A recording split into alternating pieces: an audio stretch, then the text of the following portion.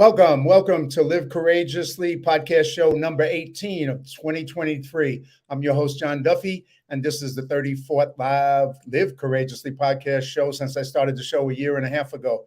If you haven't seen the previous 33 podcasts with some of my amazing, courageous friends sharing their powerful stories of overcoming all odds and going on to live powerful lives and making a difference in the world, you can watch them on John Duffy Live Courageously YouTube channel. And I have another 75 plus friends planned to be guests on my future show. So please subscribe to my Live Courageously YouTube channel at Duff Square Film and keep coming back every Sunday at 2 p.m. Well, today's show wasn't planned, and I thought I was going to cancel the show because I'm in pre-production on a feature film that Bo Brinkman is directing in Alpharetta, Georgia. And I hadn't lined up a guest for the show. But as we were hanging out, he started to share some stories with me from his life, and I knew he was the perfect guest for this week's show. So today, my friend and guest is Bo Brinkman, and Bo is someone who has lived a very adventurous and courageous life. Born in Houston and raised in Pasadena, Texas, Bo graduated 2 years early from high school and left home. He backpacked to Hilo, Hawaii, and lived in a tent for several months, surviving on papaya, coconuts, and fish that he speared off the coast. He also worked as an iron worker while studying theater at the Texas State University and later at the University of Houston. His first year in New York, Bo discovered an unused basement under a restaurant in Greenwich Village, built a 60-seat theater, and founded the Cactus Theater. During that time, Bo produced, directed, and acted in almost 30 plays. Company members and special guests included people like James Gandolfini, Melissa Gilbert, Susan Aston, Penn Jillette of Penn and Teller, D.B. Sweeney, and Will Hare. Bo's play Ice House, the first play in his house trilogy, was first produced at the Cactus Theater and had a successful 9-month run at the Henry Wyatt Theater on the Lower East Side. Ice House was also produced in Los Angeles at the Company of Characters Theater. Bo also directed it there. He later wrote the screenplay adaptation, produced, starred, and directed Second Unit when Ice House was made into a feature film. His play, The Hen House, was also developed at the Cactus Theater and later produced off-Broadway at the Howard Clurman Theater in New York. Bay House, Bo's last installment of the House trilogy, was developed at the Actors Studio in New York and produced at the Bond Theater, 500-seat theater in Augusta, Michigan. Bo became a lifetime member of the Actors Studio in 1988 and was also a member of the Playwrights Directors Unit of the studio, where he wrote and developed such plays as Card Shark, Mark, Presido, The Godmugger, and Beirut Barfly. He moved to LA in 1990 and jumped into film work, including supporting roles in such films as Bail Jumper, Laws of Deception, which he also co-produced, and Occupational Hell, Avenging Angel, Face of the Serpent, which Bo also co-produced. He played opposite Martin Sheen in the movie Gettysburg and later reprised the same role opposite Robert Duvall in the Civil War epic Gods and Generals. But all that is his acting and his directing and his playwriting career. But there's another side to Bo, and that's kind of what I found out when we were hanging out, when he had told me some stories about when he traveled and lived in the Sudan during the Second Civil War that was going on. And we're going to explore that today as well. And I think you're going to find it as fascinating as I did. So with that, let me welcome Bo to the show, and thank you, Bo, for being part of it. And I thank you for having me on this movie to help you line produce it. Thank God you're with us. Well, it's been a fun. We've been here a week, and we've had a great fun time, and it's going to be challenging. But then again, I got a feeling that everything you're involved in is always a little bit of challenge there. Am I wrong? Yeah. Right. Somehow we make it through. Exactly. Well, I got two questions for you that I always like to open the show because one is, how did we meet? When do you remember when we actually met the first time? Well, through our friend Mark Bovey. But we worked on, didn't we work on a reason? Weren't you on a show that we were both in? We were in a movie together, but we didn't know each other. And you're funny that you mentioned that, because that was something I just realized as I was doing the research for this show. And that was this thing right here. Bail Jumper. Yeah. Bail Jumper. I didn't remember that we had acted together in a movie. And that was back in New York. And that's why I asked you today, without telling you, that it screened at the Angelica Theater. Angelica. Mm-hmm. in the Lower East Side in Manhattan. And that was the first time for me that I'd ever seen myself on a big screen. And it freaked me out, man. I was totally freaked out by it. But I played like, I think, a truck driver who, I forget the actual scene. But yeah, we both acted in that back in the, when was that? That was probably. Was that the 80s? Yeah, man, it must have been the 80s. 88 or 89? Yeah. Or maybe even earlier. Yeah. But I don't know if we were actually on set at the same time, or I don't know if you got a chance to go to that screening at the Angelica. No, I was there. So we were both there at the screening and did not actually get to know or meet each other. In our 20s. Yeah. And then many 30s, yeah. many years later, I mean, this is wow, this is blowing my mind. But and then we met with I think at the Magic Castle with Marcus Bovey, who introduced us at that point. And then we also ended up when you had a screening of your film Last Man's Club in DC, and during the GI Film Festival, we hung out there as well. Yes. Oh, that was fun. Yeah. And we'll take a look at a trailer from the Last Man's Club. It was a very cool film, so we're going to get a chance to look at that. The audience is going to look at that in a minute. Cool. The other question I always like to ask, and here in your life, besides going to Hawaii and then working as an iron worker and then creating this theater and then going on to, obviously they'll hear later, going on to the Sudan. What does Live Courageously mean to you? Well, I mean, you can't be a fearful person and live courageously, or even live, just live. I mean, being fearful is a horrible state to be in, and I see it a lot. My faith gets me through everything that I want to try and achieve, or try and or do, not attempt, but do. I can't imagine going through life without faith. I mean, that sounds pretty scary to me. So that's what it is for me. I try to, as a kid and onward, I've tried to achieve goals and dreams. A goal to me is a dream with a deadline, and my faith gives me the energy and the fearlessness to be courageous. If that makes sense. Yeah, it does. It does. And to go back a little bit, how did you go on the journey, from growing up in a small, in Texas, to go on to become a creative person, to go on that journey to become a playwright, an actor? What was that? What drove you down that path in your life? What was it? I think it's the always the grain of sand that cultures the pearl. I grew up in a blue collar neighborhood. All the fathers had bought these little tract brick veneer homes on the GI Bill after World War II.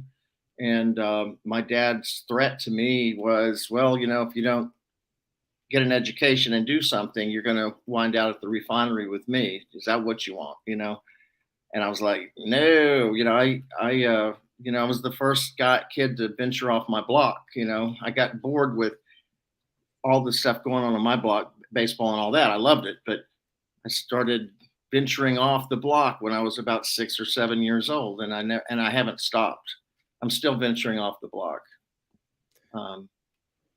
Well, it's your life has definitely been adventurous, and of all of it, is there you wrote plays, you acted, you directed plays, then you moved on from the world of theater into the world of movie and feature films and also documentaries.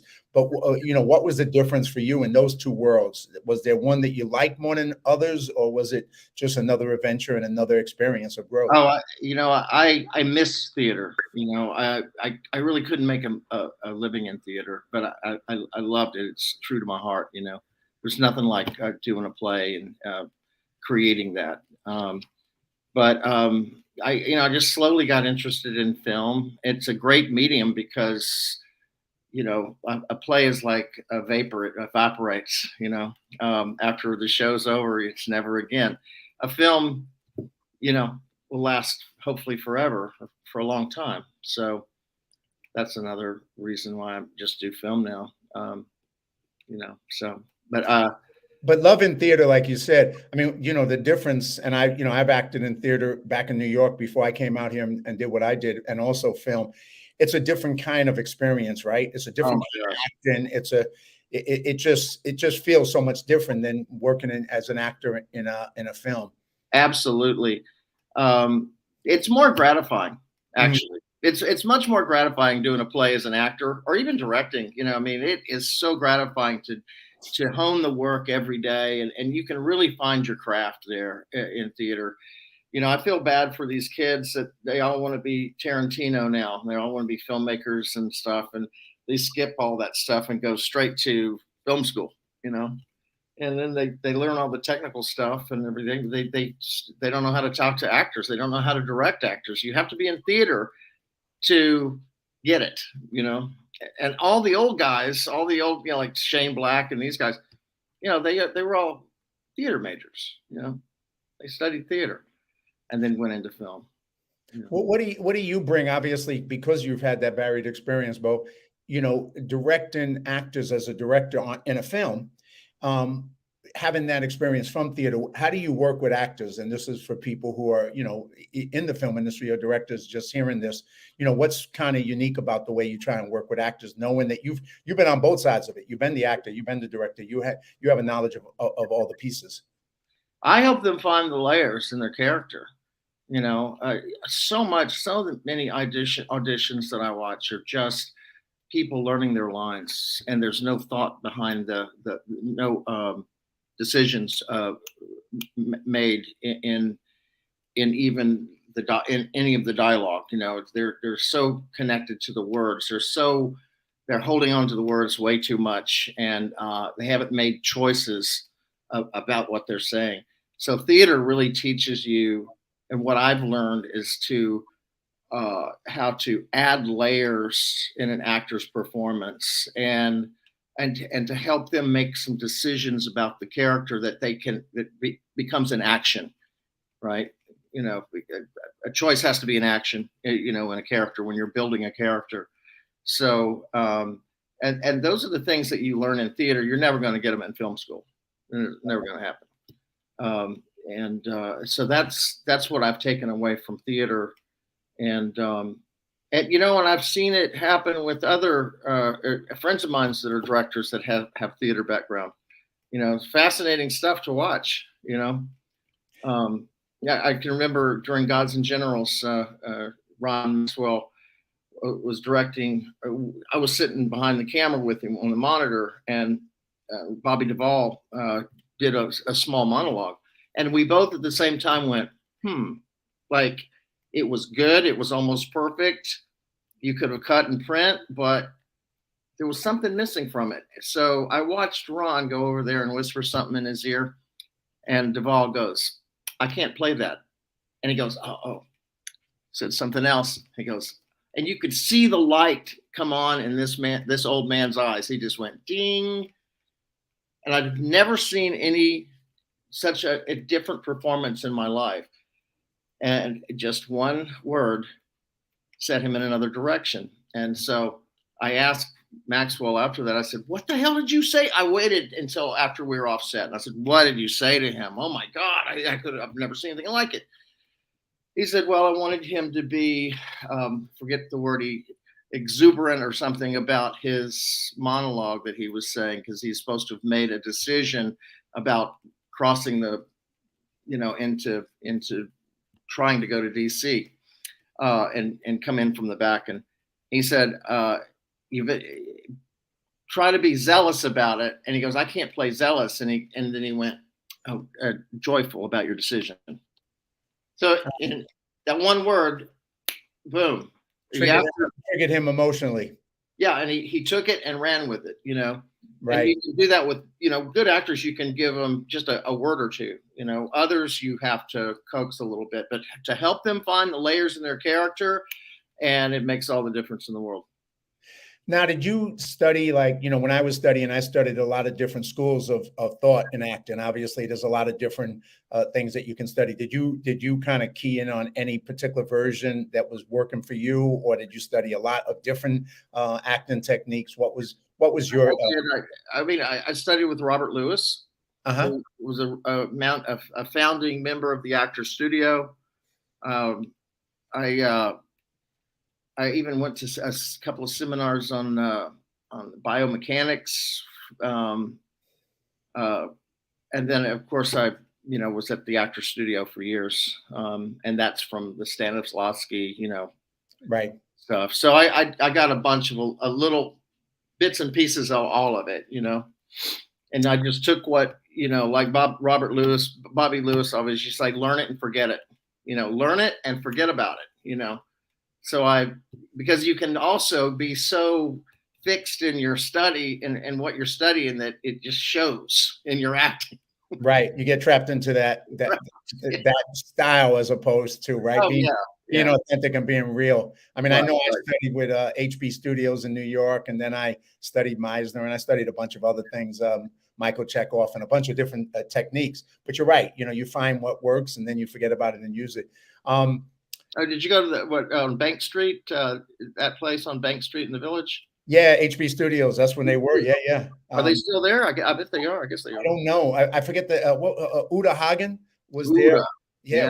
Uda was there when I was studying. Famous. And some famous acting teachers. And that's kind of where I started out. Never expected to act. That was the last thing on my agenda. And next thing I know, I was studying acting. And there you go. I went down the journey like you, man. But let's pivot. You moved out to LA. You moved into film. You obviously acted in film. Tell us a little bit about some of the acting that you did in film. And then I want to pivot you over to directing some of the movies that you directed so I can share those with the audience. Yeah, sure. Well, the acting part will be really brief. No, I just, I had an agent. I went out and I got a few roles, and I missed out on a few roles that would have changed my life. And then after I lost a couple of those, I just was like, okay, I am not so, I'm just not a megalomaniac narcissist. So, I think I would have gone a lot further had I been, but I just don't care. I said the same thing. I said I wasn't crazy enough to do it. I just wasn't fanatic. Yeah. But I had some, like I got left behind on what is the Vietnam War movie. I got cast in it. Oliver Stone cast me twice in the film. It got shelved one year. The next year I went back in. I got it again. And I got left behind. And then 10 years later, I'm sitting on a hill and doing God's Gettysburg, and I'm talking to Tom Berenger, and I told him about the experience. He goes, "Oh no, that was you? You were the guy that got left behind?" And I'm like, "Yes." What was it? With Charlie Sheen, Tom Berenger, the war movie. I can't remember it. I can't remember it. But you acted in Gettysburg, correct? Yeah. So let's Gettysburg, Gods and Generals. I think we have a little video of you in Gettysburg. Let's put that up. Fun. Yeah. Let's watch that. Whoops. That was good. That was nice and quick. I know. Yeah, good morning to you, sir. Morning, sir. Good morning, Major Taylor. Will the General have some breakfast? No, thank you. We have flapjacks in small mountains, fresh butter, bacon, wagons of ham, apple butter, ripe cherries. Really ought to pitch in, sir. Courtesy of our host, the great Commonwealth of Pennsylvania. We strike hard, and we must strike quickly. What artillery is that, Major? Don't know, sir. General Heath is in front. My instructions were clear? Yes, sir. To all commanders, avoid contact with the enemy until the army is all up and concentrated. And General Heath? He has instructions not to force a major action. I told him myself this morning. We should move closer to the front and send for General Heath. I must know what is going on. Yes, sir.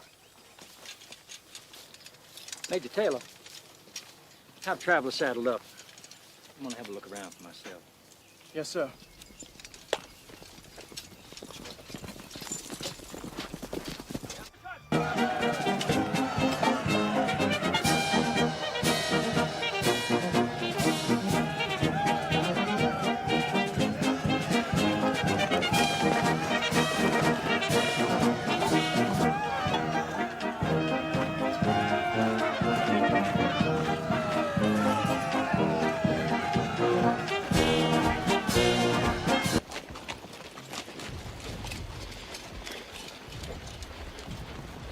General Hill? Sir, beg to report.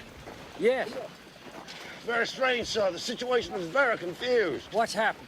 Well, sir, I moved in this morning as directed. I thought it was only a few militia, but it... I must have all possible information on the enemy's strength. Major Taylor. Sir. I want you to ride forward yourself to the highest position and observe, and do be careful. Yes, sir. General Rhodes attacking up there, and Panda and I, we have 3 divisions, sir. We can switch them.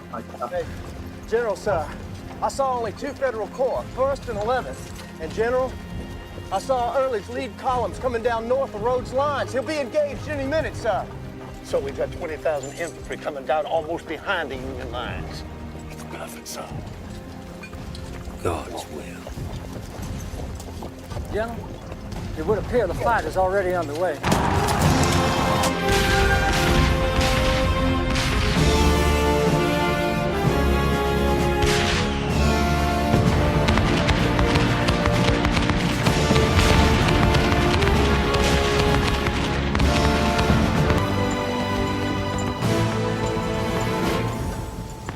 General Panda begs to report that the enemy is falling back, sir. They're on the run. Very well, Lieutenant. Sir, General Early says the enemy's caved in on the left flank and are heading back through Gettysburg. They're all running. Very well, thank you, Corporal. Henry? Sir. I want you to find General Hill's chief of artillery. Yes, sir. Tell him I want fire placed on that hill, as much fire as possible. Yes, sir. Very well.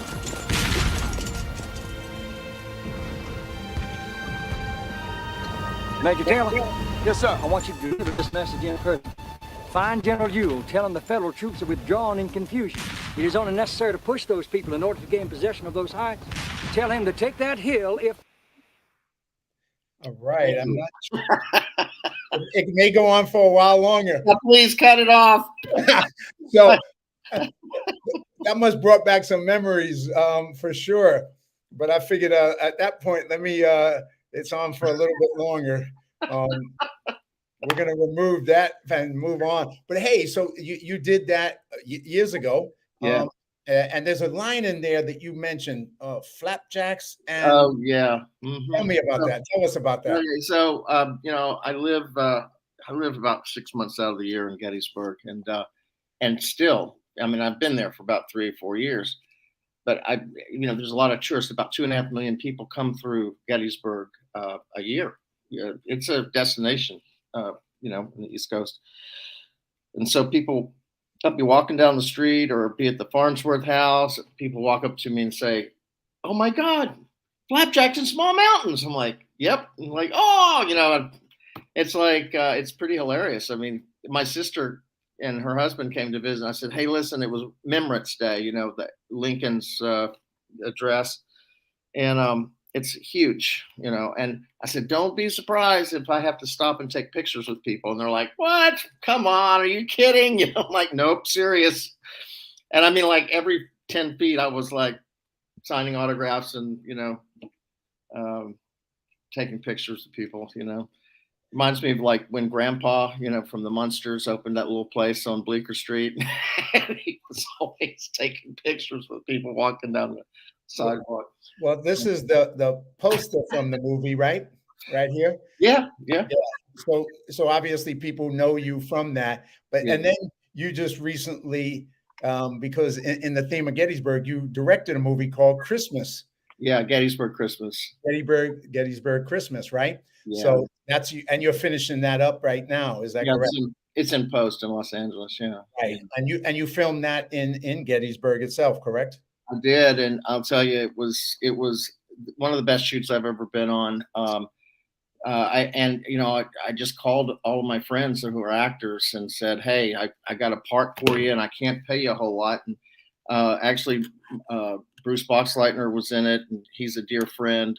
He used to be married to my ex-wife, and we actually have two sons that are half brothers,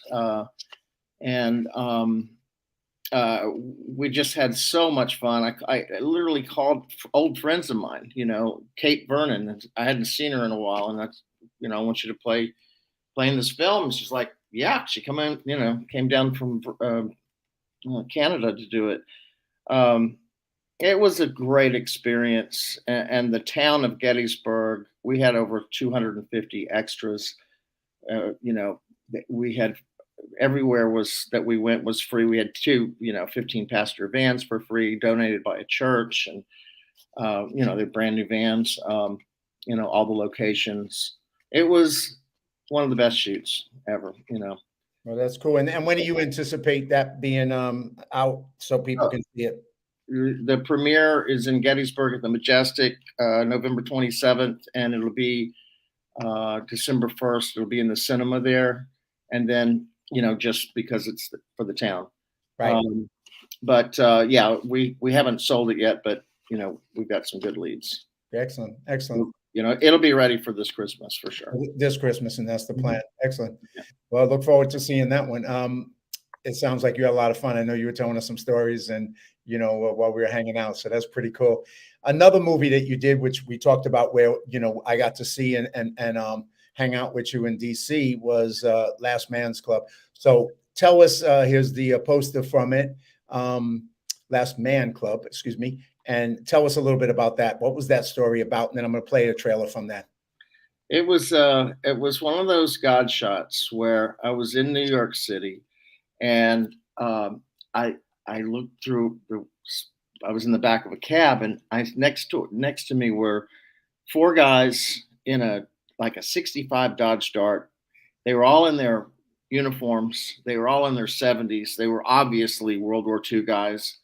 Because this was in the 80s at the time, and they had a plastic flag stuck in the dashboard, and they were drinking beer. They were drinking beer in the car. They didn't give a shit. They were like, and I don't know. I got a lump in my throat looking at them, and I got back to my hotel, and there was, in the New York Times, there was a story about a World War I veteran who was part of the Last Man Club. And he's sitting it was a wonderful photograph. He was sitting in a wheelchair holding a flag. And in his other arm, he had a bottle of cognac. And he said, he was the last man left. He says, but now I'm too old. I'm too old to drink the wine, the cognac. He was too old to drink it. He was in his 90s. And, the last one left from his troop is his corps, or battalion, or whatever. But it was a really cool article, and it gave me the idea to write about these 4 guys in this Dodge Dart. And I think that the B-17 is one of the most beautiful airplanes ever made, especially for World War II. It's kind of a romantic. It's just a beautiful airplane. So I thought it would be great to build the story around that. And so you wrote the screenplay and directed it as well, correct? Yeah. All right. So Yeah. let's take a look at a trailer from Last Man Club, and let's see if I can get it up on the screen. And tell me if you're seeing it. I see it. All right. Here we go. And can you hear it? Yeah. Well, not yet. But okay.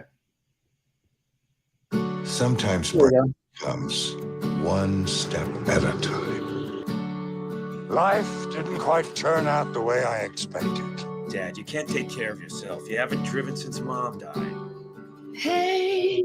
It's hard to explain the brotherhood of men in the experience of war. My son put me in here.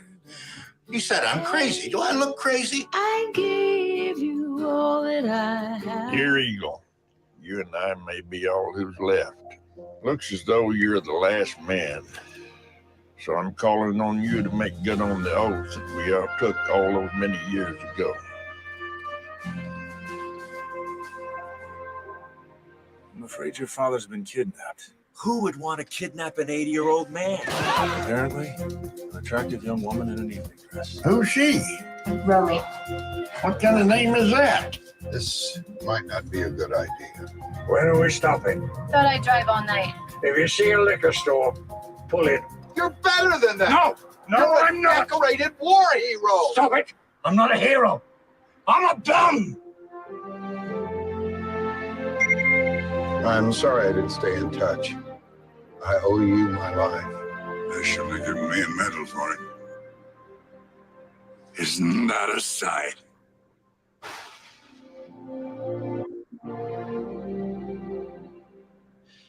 This is where I belong. I want to fly again.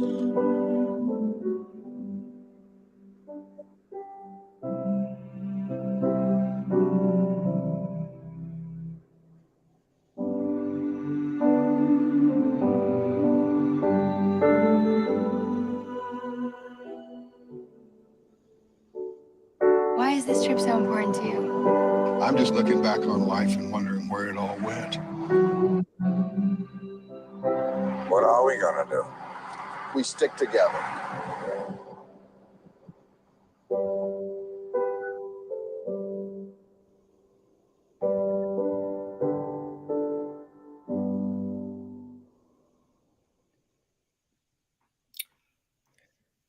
You know, I've been up in that plane, that very plane, many, many times, and that's the one that was that crashed in Dallas.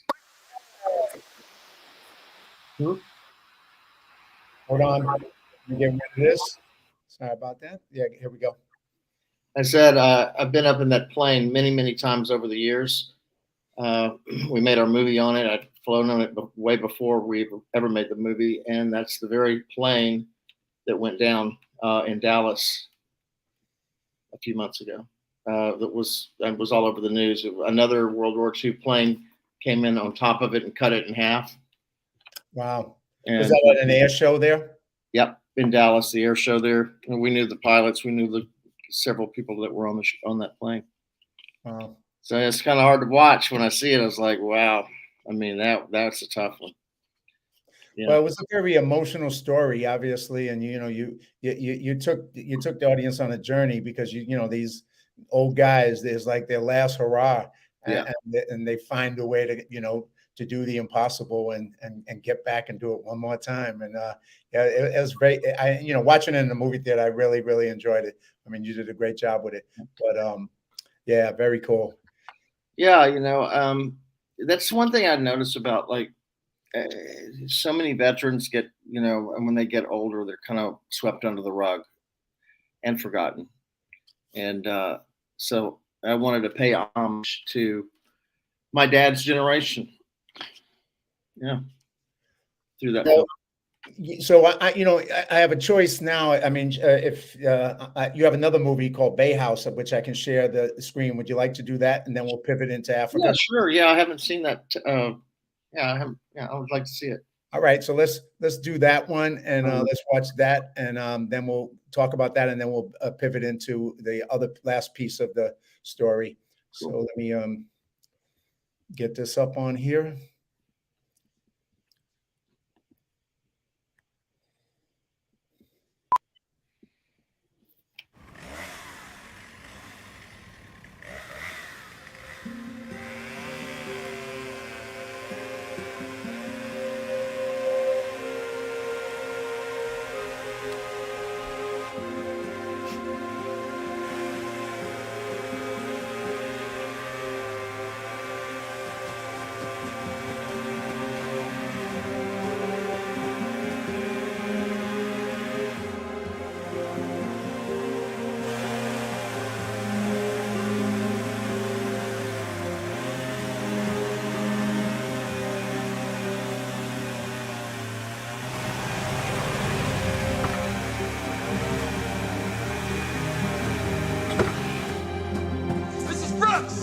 Get away from there!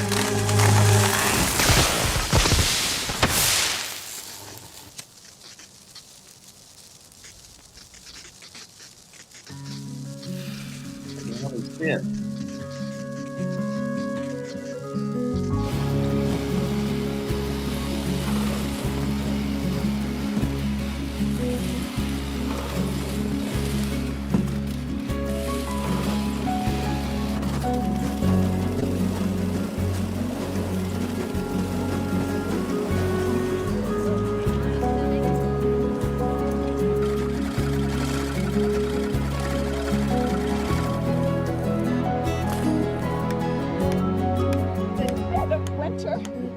In the dead of winter, our blooming flowers. But ma'am, these flowers are fake.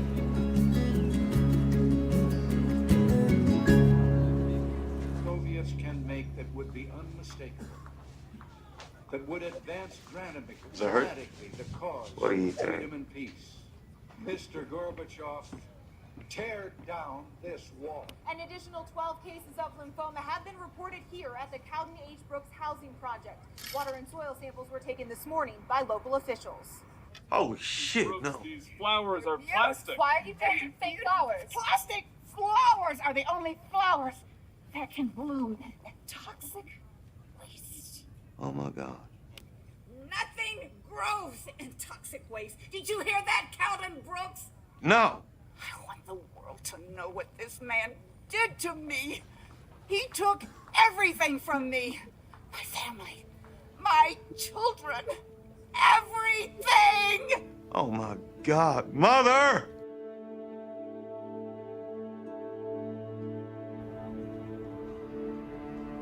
I think this is the beginning of the film and not the trailer. Yeah, you might have given me the film. So Sorry about that. we're gonna stop there because as much fun as watching the whole thing, I don't have the time. I think the trailer is a lot better than the film, so you know. Anyway, you know, to credit both of us, we've both been scrambling, making this pre-production on this movie. So it's not surprising we were just scrambling to get all this stuff together for this show. So, but anyway, you did that when was that done? That was November. Well, we finished shooting it in February of 2019. And it was in post, and my executive producer was killed in a plane crash. So it took me another couple of years to finish it. It was in theaters in November, a couple of theaters in November, last November. And it's based on a play that I had written a long time ago. Wow. Yeah. So. Well, there's so much more we can talk about film, and obviously us being in the middle of pre-production. But we got another big story about to come, so I'm going to do a quick transition, and then I'm going to come to that story. So here's a quick transition.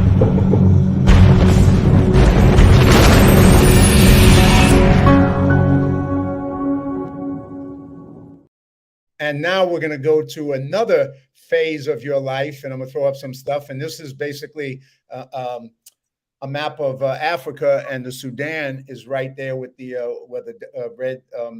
It looks like it's close to the Ethiopia border. Yeah, correct. The Nuba Mountains. Yeah, and here's a picture of a plane in the Sudan. And I'm gonna just you start, and then I'm gonna start showing some pictures of you and some of the pictures of Sudan. But you told me the story, and I was just blown away, and that was why I went, oh, you're gonna be on the podcast this Sunday. So. How did you end up, of all places, in the Sudan? And tell us that journey, and then we're going to look at pictures of it. And oddly enough, you, I didn't tell you how I ended up there, so it's kind of fun. Well, I'm going to discover now what you. I was doing a film called Gods and Generals, so I was playing in a civil war, and it was right before 9/11. And it was only about a week before 9/11, and I met this guy who was living in Kenya. He was an American, and his father was friends with the director. So we were introduced, and we started talking. We really hit it off. And I said, well, why?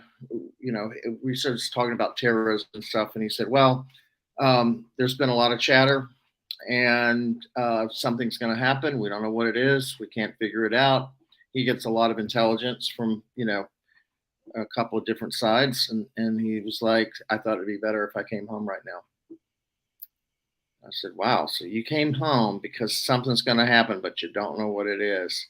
And a few days later, 9/11 happened. Wow.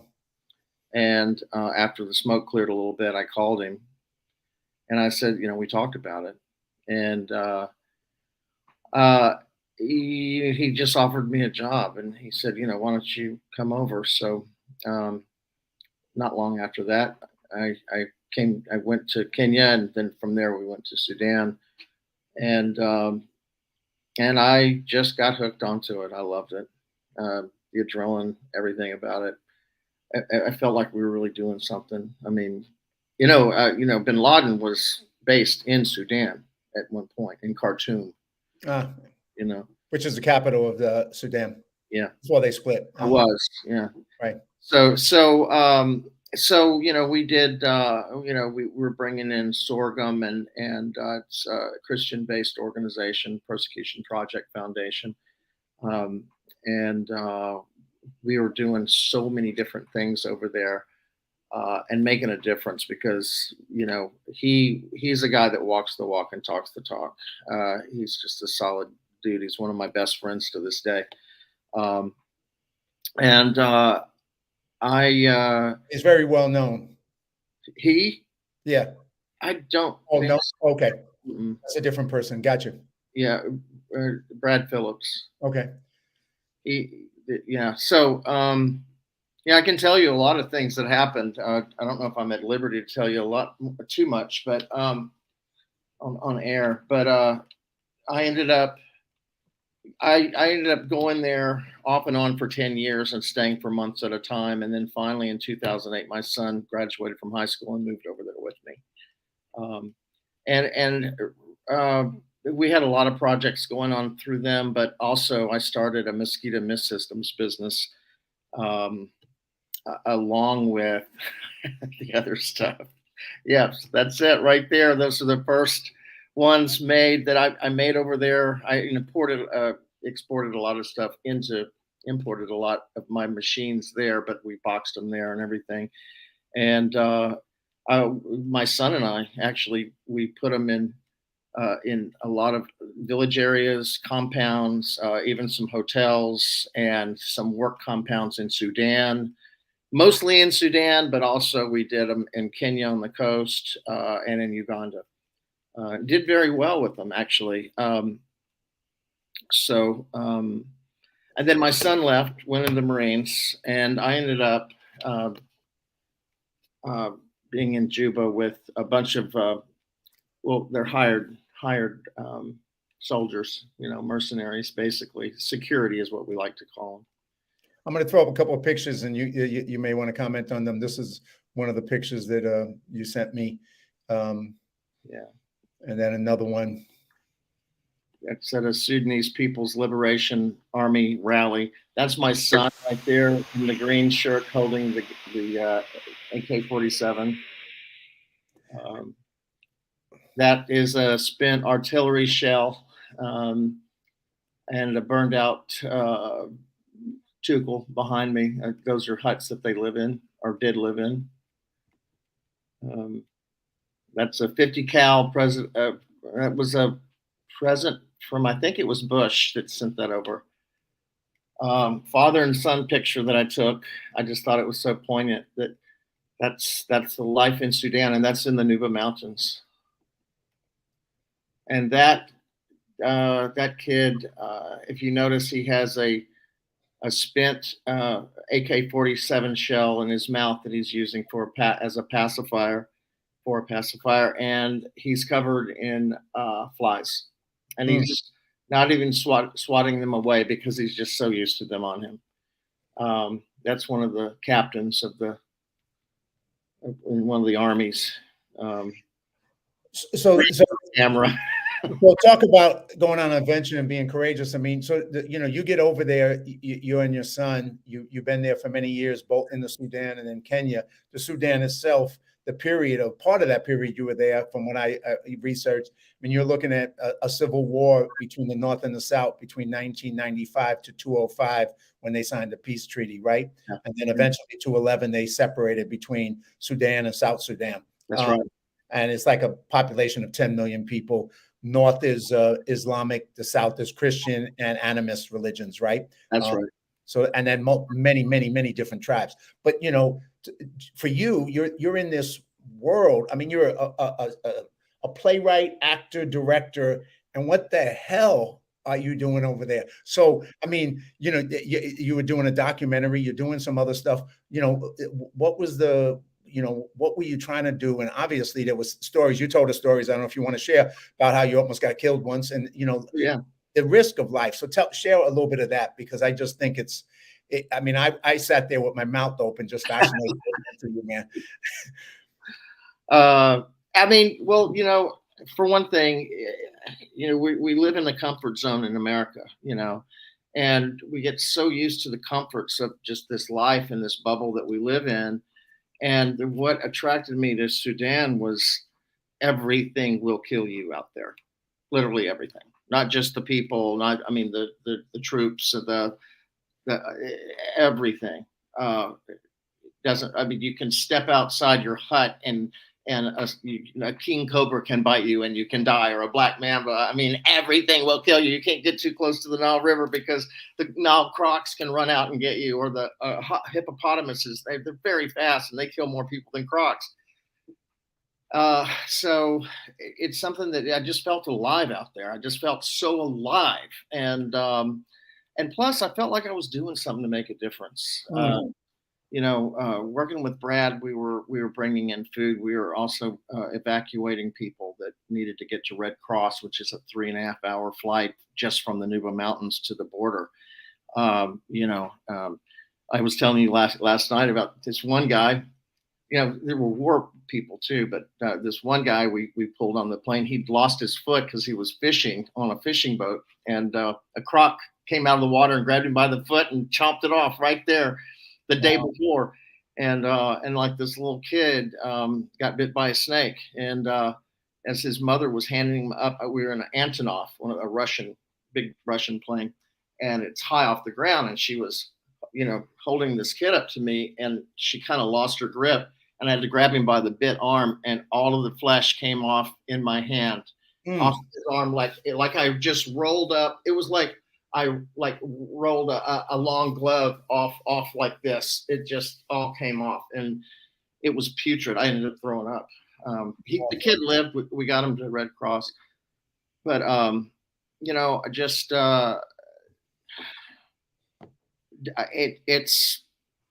it was gratifying in many ways. I got to really know who I was, and I don't know. Every day I felt alive there, and I felt like I was making some kind of a difference, and not just living for me, and living for Christ, by the way. Working with Brad, we did a lot of great things, and like you said, anything could kill you there, and obviously, it was exciting and you were doing good, but there was also you had to feel that your life was potentially could have ended any time while you were there, right? You had to have that feeling. Absolutely, 100%.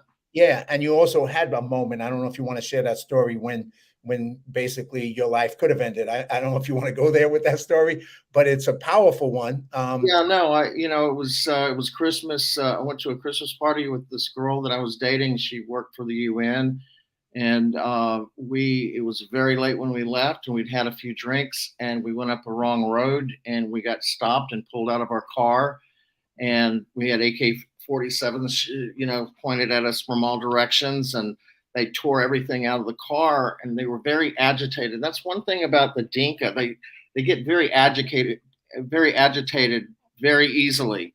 And I think it's because they've been in a war-torn, country for 40 years. But the guy got in my face and said, "Get on your knees." And I was already like this. And I said, I get on my knees for no one. And he's like, "Get on your knees." And I just felt like if I had gotten on my knees, he was going to shoot me, because that's what they do. And I said, "You're just going to have to effing shoot me." And then my girlfriend started screaming, crying, because they didn't ask her to go on her knees. And then she pulled her lanyard out from under her shirt. She was UN, and all that. And I guess, I don't know, that was probably it. They let us put our stuff back in the car and leave. Wow. But it was a moment, and I was either drunk, stupid, or both. But I was not going to go on my knees for anyone. Right. And I only go to my knees to pray, but I don't go on my knees for another man. And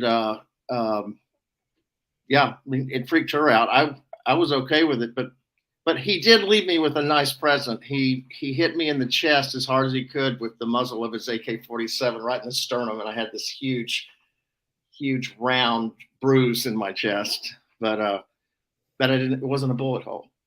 No kidding. No kidding. Well, you know, it's hard. I mean, I think, you know, just listening to you the other night share some of these stories, you know, you realize, at least I do, and I know you do, is that, you know, how lucky and blessed we are for the world that we live in and the environment we live in and the country we live in. And no matter, you know, I grew up in poverty, but my poverty was nothing compared to the people in the Sudan. My situation was nothing like that. And, you know, and it's just like, if you don't realize how grateful you should be, especially those of us who live in this such amazing place, you know, and a lot of people don't realize how bad so much of the world has it. And, you know, you got to see it up close and personal and try and do something about it and try and help, which is, you know. Yeah, it's, you know, it's funny to say this, but it's true. You can really find yourself alive in a place where death is every day. Mm. I mean, death is an everyday occurrence there. And, you know, I remember, you know, seeing kids playing stickball, and the next day, a couple of them are dead from malaria. You know, it's death is an everyday occurrence. And I used to watch them when I lived in Juba. I was across the way from a graveyard, and every day I'd watch 4 or 5 burials, and they wrap them in sheets, and they lower them in about 3 or 4 feet of soil. So, you know, there was a constant smell of death from the graveyard as well. As a matter of fact, one day, the owner of the compound that we lived in, the dog walked into the cafe, which is a dirt floor and a grass roof cafe and a bar. The dog walked in with a hand that he dug out of the graveyard across the street. Wow. So, but no, it was a great adventure. You know, I was in a compound with about 20 mercenaries that were doing training with some of the guards, president's guards, and some security work. And that was separate from Preservation Project Foundation. I had worked with them, and then I was working on my own with my own ventures as well. So yeah, I was over there until, you know, I rolled out a bit. A couple of things started happening. First, the peace started unraveling in Juba. That was one thing. There were more and more gunfights out of nowhere. And Juba is the south of the Sudan, right? Yeah, yeah, South Sudan. But more and more, I was in a Sears tool shed. Basically, it's a Sears tool shed with a cement floor, and I had a cot, and had, you know, my computer with me, and we had Wi-Fi there. We had an outdoor toilet, you know, outdoor showers, but you know, more and more there were skirmishes in the middle of the night, you know, and so many times I had to lay under my cot, you know, because bullets would just spray everywhere. And then there was getting funky with the South Sudanese government, and they came into our compound twice and ransacked everything. Things were getting a little frayed in 2010, 2011, and I decided to go back to the States. I wanted to do a film as well. I wanted to do this movie called Card Shark Mars, based on a play. And I'd been over there back and forth for so many years. I was like, you know what? You know, I think things are getting ugly, uglier than they were, and I want to make movies. So I left. That was it. That was it. I've been back, but you know, to visit. But yeah, it was just time to go. I knew it was time. And you know, a year later, there was door-to-door fighting in Sudan. There was, I mean, door-to-door fighting. The whole place in Juba, the whole place blew up. I mean, yeah. I think they even tried to shut down the embassy there. They may have shut it down already. And then eventually in 2011, they broke between the North and the South, correct? Yeah. And the South is no. Well, yeah, they'd been doing it for a long time. No, they were already in the talks of doing it. I don't know if it was officially or something in the 2011, but we already had a South Sudanese government. It, in 2005 on, it was already happening. Yeah. The reason I'm multitasking is because I got a crew member coming in and asking for location. So we're doing a show and I'm still working on our show. But anyway, anything you want to add, or as we finish this up, we're pretty close to the end on it. Anything you want to add to people? Just, obviously you've gone on a lot of great adventures and you continue, and I got a feeling there's a lot more ahead for you. Oh yeah. Yeah, no, I guess that's it. I love to make a film about my Sudan experience, but if I do, I could never ever go back to Sudan again. I would never be able to go back into the country. I was, friends with the vice president of Sudan, and he was only vice president for a few months, and then he was killed. And he was killed in a helicopter explosion crash. Yeah.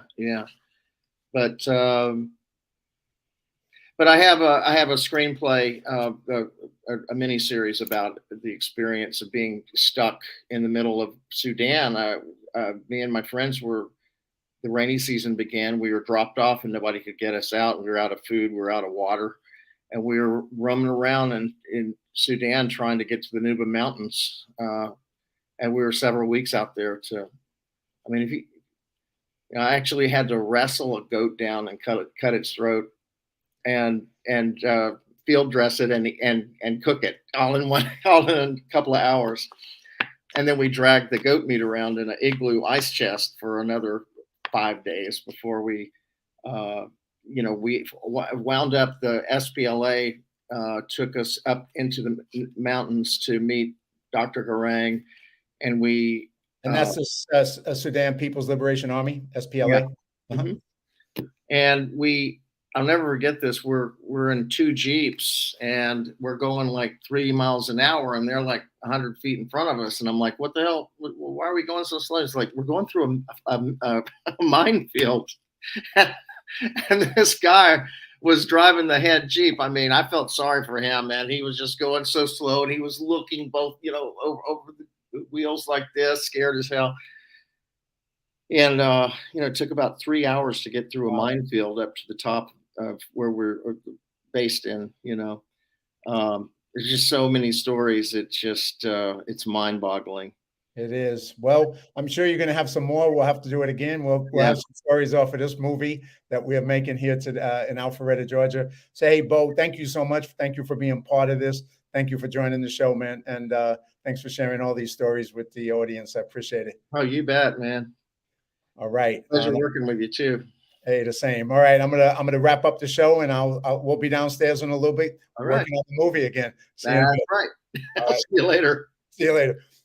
All right. Thank you, everybody, for being part of this. Hope you can join us every Sunday at 2 p.m. Even when I'm in the middle of making a movie, I'm here at 2 p.m. Pacific Standard Time and 5 p.m. Eastern Standard Time. Join us next week. My guest is a veteran and a motivational speaker, Alan Levi Simmons. So we'll be doing another show, and you can always subscribe to Live Courageously at my YouTube channel.